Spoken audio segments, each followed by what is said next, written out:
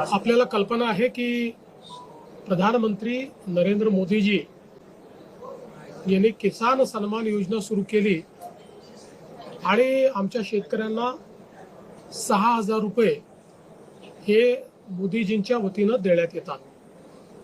महाराष्ट्रामध्ये महायुतीच्या सरकारने देखील नमो शेतकरी महासन्मान योजना सुरू केली आणि या योजनेत आम्ही निर्णय घेतला की केंद्र सरकारच्या 6,000 रुपयांसोबत महाराष्ट्र सरकार देखील त्याच लाभार्थ्यांना शेतकऱ्यांना 6,000 रुपये देईल, म्हणजे महाराष्ट्रातल्या शेतकऱ्यांना एकूण 12,000 रुपये त्या ठिकाणी मिळतील। आपल्याला कल्पना आहे की या संदर्भात दर 4 महिन्यांनी आपण 2,000 रुपये त्या ठिकाणी त्यांच्या खात्यामध्ये देतो, 2,000 केंद्र सरकार देते, असं 3 हप्त्यांमध्ये आपण हे पैसे देत असतो।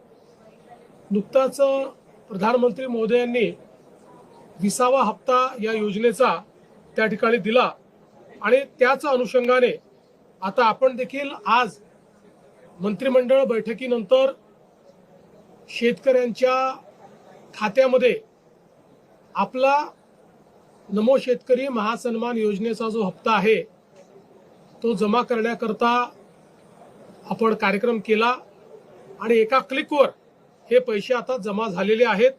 जवळपास 91,65,156 एवढ्या शेतकऱ्यांच्या 91,65,156 शेतकऱ्यांच्या खात्यामध्ये जवळपास 1,892 कोटी आणि 61 लाख 1,892 कोटी आणि 61 लाख रुपये हे आपण आज जमा केलेले आहेत।